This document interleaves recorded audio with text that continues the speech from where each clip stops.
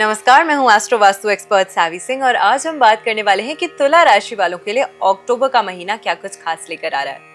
अक्टूबर के महीने में कई सारे ग्रहों के ट्रांजिट्स हो रहे हैं, कई सारे राशि परिवर्तन हो रहे हैं, लेकिन उसी के साथ में ये महीना महापर्व का भी महीना है। यानी कि इस महीने की शुरुआत हो रही है रामनवमी से, जो कि 1 अक्टूबर को मनाई जाएगी और महीने का समापन होगा आंवला नवमी यानी कि अक्षय नवमी के साथ में। और इस बीच में कई सारे पर्व, कई सारे फेस्टिवल्स, कई सारे त्योहार भी पड़ने वाले हैं। तो किस तरीके से, किस समय के दौरान, किस विधि अनुसार आपको कौन सा पर्व, कौन सा त्योहार सेलिब्रेट करना है, उसकी भी बात करेंगे।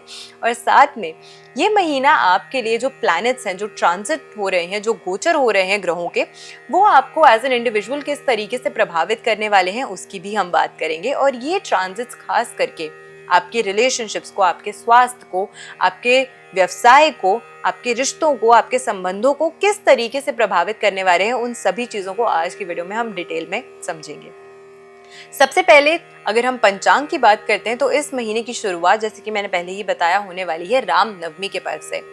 22 सितंबर से ही शारदीय नवरात्रे प्रारंभ हो गए थे और प्रारंभ के साथ ही जो समापन होता है वो होगा माँ सिद्धिदात्री की पूजा से। माँ सिद्धिदात्री की पूजा और साथ में रामनवमी का ये जो पर्व है वो 1 अक्टूबर को मनाया जाएगा। 2 अक्टूबर को मनाया जाएगा विजयदशमी यानी कि दशहरा का महापर्व। 8 अक्टूबर को शुरू हो जाएंगे कार्तिक मास, यानी कि कार्तिक का महीना प्रारंभ हो जाएगा, जो कि 5 नवंबर तक रहने वाला है। और इस बीच जितनी पूजा आप करते हैं, जितनी भक्ति आप करते हैं, उतना ही विशेष लाभ आपको आपके जीवन में देखने को मिलता है। कार्तिक मास के समय, सुबह के समय और संध्या के समय अगर आप नियमित रूप से, नियम अनुसार तुलसी माँ की पूजा करते हैं, अर्चना करते हैं, उनके समक्ष शुद्ध देसी घी का दीपक प्रज्वलित करते हैं, तो भी आपको आपके जीवन में आरोग्य की प्राप्ति होती है। स्वास्थ्य संबंधित परेशानियां या नेगेटिविटी अगर घर में बनी रहती है तो वो सभी परेशानियां और कष्ट जो हैं वो खत्म होते हैं। करवा चौथ का पर्व मनाया जाएगा 10 अक्टूबर को। तो इसका तो सभी सौभाग्यवती महिलाएं जो होती हैं वो बहुत ही देर से इंतजार करती हैं, क्योंकि ये समय जो होता है वो आपके रिश्तों में मजबूती लाने का समय होता है। आपके प्रेम जीवन में, आपके प्रेम संबंधों में, आपके पति के साथ, आपकी पत्नी के साथ आपके संबंधों को और ज्यादा बेहतर और मजबूत करने का भी समय होता है। इसी के साथ अहोई अष्टमी का जो व्रत है, अहोई अष्टमी का जो पर्व है वो मनाया जाएगा 13 अक्टूबर को। और फिर 18 अक्टूबर को मनाया जाएगा धनतेरस का महापर्व। और धनतेरस के पर्व पे आपको आपकी राशि अनुसार एक बहुत ही विशेष उपयोग भी हम बताएंगे, एक बहुत ही खास रेमेडी भी हम आपको बताएंगे, जिसको करके आप पूरे साल अपने जीवन में ढेर सारी खुशियां, तरक्कियां और अच्छी अपॉर्चुनिटीज जो हैं अपने लिए अट्रैक्ट कर सकते हैं। तो उस रेमेडी का भी आप वेट जरूर कीजिएगा। इसी के साथ हनुमान जयंती का पर्व मनाया जाएगा 19 अक्टूबर को। और फिर दीपावली का महापर्व होगा 21 अक्टूबर को। 22 अक्टूबर को है अन्नकूट का व्रत और साथ में भाई दूज का पर्व मनाया जाएगा 23 अक्टूबर को। और जैसे कि मैंने शुरुआत में ही बताया था कि महीने का समापन, यानी कि अक्टूबर के महीने का समापन होगा आंवला नवमी, जिसे हम अक्षय नवमी भी कहते हैं, जो कि 31 अक्टूबर को मनाई जाएगी। और इस दिन 31 अक्टूबर को आपको एक महाप्रयोग जरूर करना है। आंवले का भोग श्री हरि विष्णु को इस दिन आपको जरूर अर्पित करना चाहिए और फिर प्रसाद रूप में खुद ग्रहण करना चाहिए, जिससे आपको आपके जीवन में ढेर सारा आशीर्वाद भी प्राप्त होता है, आरोग्य की प्राप्ति होती है और साथ में आपकी समस्त मनोकामनाएं जो है वो भी पूर्ण होती हैं। अब तुला राशि की हम बात करते हैं तो तुला राशि है शुक्र ग्रह की राशि और शुक्र है आपको आपके जीवन में सुख, धन, संपत्ति देने वाला कारक ग्रह। अब इस ग्रह की अगर हम सबसे पहले बात करते हैं तो इस समय के दौरान शुक्र जो है वो 9 अक्टूबर तक सिंह राशि में प्लेस रहने वाले हैं और उसके बाद कन्या राशि में ट्रांजिट करेंगे। और ये गोचर जो है वो स्पेसिफिकली आपके लिए आपके एकादश और आपके द्वादश भाव, यानी कि 11th एंड 12th हाउस की जो एनर्जी है उसको सबसे ज्यादा ट्रिगर करता हुआ नजर आएगा।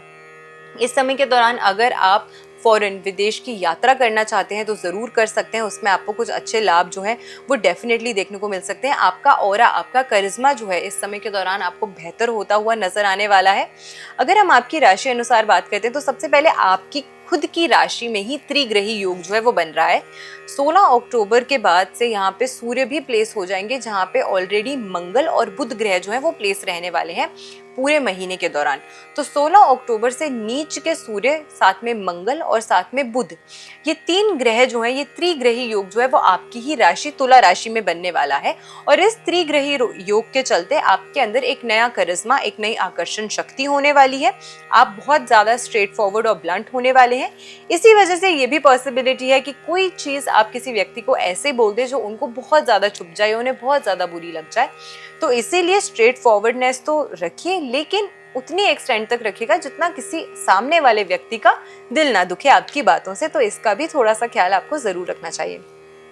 ऑल ओवर ये जो महीना है आपके लिए आपकी ऊर्जा, आपकी एनर्जी को प्रबल करने का, अपनी एनर्जी को बेटर करने का बहुत अच्छा समय है। शारीरिक रूप से आप काफ़ी ज़्यादा इस समय के दौरान खुद को एक्टिव महसूस करेंगे, लेकिन हो सकता है कि मानसिक रूप से कहीं ना कहीं थोड़े से तनाव या कष्ट की स्थिति में आप रह सकते हैं। तो उसका विशेष ख्याल जो है वो आपको ज़रूर इस समय के दौरान रखने का प्रयास करना होगा। इसी के साथ में अगर हम बात करते हैं जुपिटर की, देवगुरु बृहस्पति की, देवगुरु बृहस्पति अभी मिथुन राशि में है और 18 अक्टूबर की अगर हम बात करें तो अपनी उच्च राशि कर्क राशि में गोचर करेंगे, जो कि आपकी राशि से नवम और दशम भाव की राशियां हैं। तो नवम भाव के कारक ग्रह होते हैं जुपिटर, और वहीं जब ये दशम भाव में उच्च की प्लेसमेंट में आ जाएंगे तो ये दोनों ही प्लेसमेंट्स जो है देवगुरु बृहस्पति की आपको आपके जीवन में शुभता प्रदान कर सकती है। इस समय के दौरान अगर आप अक्सर आपको लगता है कि आप कोई भी निर्णय लेने से पहले आप बहुत ज़्यादा सोचते हैं, आप डिसाइसिव नहीं हो पाते, यानी कि आपके अंदर वो दृढ़ निश्चय या आपके अंदर वो एक क्लैरिटी नहीं है कि मुझे ये निर्णय जो है वो लेना है, तो उसमें कहीं ना कहीं परिवर्तन आता हुआ आपको नजर आने वाला है। इस समय के दौरान आप बहुत ज़्यादा डिसाइसिव होंगे अपने निर्णय, और खास करके व्यवसाय, बिजनेस को लेकर आप जो निर्णय लेने वाले हैं वो बहुत ज़्यादा स्पष्ट और सटीक तरीके से लेते हुए आप नजर आ सकते हैं इस समय के दौरान। शनि ग्रह की अगर हम बात करते हैं तो छठे भाव में वक्रिय हैं शनि इस समय के दौरान। थोड़ा सा आपको इस समय के दौरान जरूर प्रयास करना होगा कि आपके आसपास के जो लोग हैं, जिन लोगों के साथ आप अपने जॉब में, अपने कार्य क्षेत्र में कार्य करते हैं, काम करते हैं, उनके साथ छोटी छोटी बातों पे वैचारिक मतभेद हो सकते हैं। तो उसको आप किस तरीके से उस सिचुएशन को टैकल करते हैं, हैंडल करते हैं, उसका प्रयास आपको बहुत ध्यान से करने की, आपको बहुत सोच समझकर कोई भी चीज़ बोलने की इस समय के दौरान आपको ज़रूरत होगी। इसी के साथ में सप्तम दृष्टि जो है बुध, सूर्य और मंगल की, वो आपके सप्तम भाव पर भी पड़ रही है। तो कहीं ना कहीं आपके संबंध जो है आपके स्पाउस के साथ, यानी कि आपके पार्टनर के साथ, उसमें कुछ तनाव की स्थितियां बढ़ती हुई नजर आ सकती हैं। तो अपनी वाणी पर अगेन आपको नियंत्रण रखना है। सामने वाले की भी बात आपको सुनने और समझने का प्रयास करना होगा।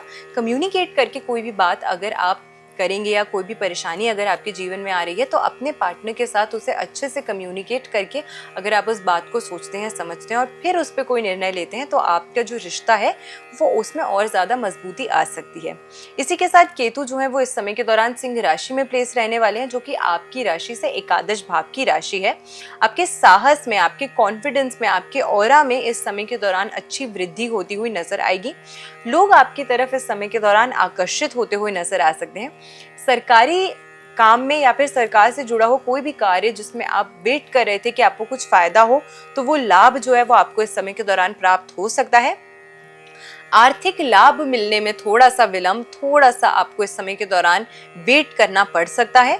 और पैतृक संपत्ति से जुड़ा हुआ कोई ना कोई फैसला जो है वो इस महीने के दौरान हो सकता है। तो इस तरीके से मिले जुले रिजल्ट्स लेकर आपके लिए ये जो महीना है अक्टूबर का आ रहा है। लेकिन जैसे कि मैंने शुरुआत में ही बताया था कि इस महीने हम चाहते हैं कि आप एक प्रयोग, एक महा उपाय जरूर करें, जिससे आप पूरे साल के लिए अपने वेल्थ को, अपनी हेल्थ को, हर चीज में आपको अच्छा लाभ मिल सके। और ये उपाय जो है, ये महाप्रयोग जो है वो आपको धनतेरस के ही दिन करना है। धनतेरस के दिन शाम को, यानी कि संध्या के समय आपको इस रेमेडी को करना है। आपको गुलाबी रंग का एक कपड़ा लेना है और उसमें 11 कमलगट्टे के बीज जो होते हैं वो डालने हैं और साथ में 6 सिक्के आपको डालने हैं। किसी भी संख्या में आप ये सिक्के डाल सकते हैं। आपको गिनना नहीं है कि 1 रुपए का है, 2 रुपए का है, 5 रुपए का है, 10 रुपए का है। बस 6 सिक्के जो हैं आपको इसमें डाल के इस पोटली को बांध देना है और अपनी घर की साउथ ईस्ट की दिशा में, यानी कि आपको इसको अपने घर के आग्नेय कोण की दिशा में इस पोटली को रखना है। अब एक चीज़ का खास ख्याल आपको ज़रूर रखना है। सबसे पहले आपको इस रेमेडी को करने से पहले माँ लक्ष्मी के समक्ष, क्योंकि धनतेरस का पर्व है तो संध्या के समय आप पूजा अर्चना तो ज़रूर करेंगे, तो इस पोटली को आपको कुछ समय माँ लक्ष्मी के समक्ष ज़रूर रखना है। वास्तु अनुसार माना जाता है कि साउथ ईस्ट की जो दिशा होती है वो किचन के लिए या सबसे उपयुक्त दिशा होती है।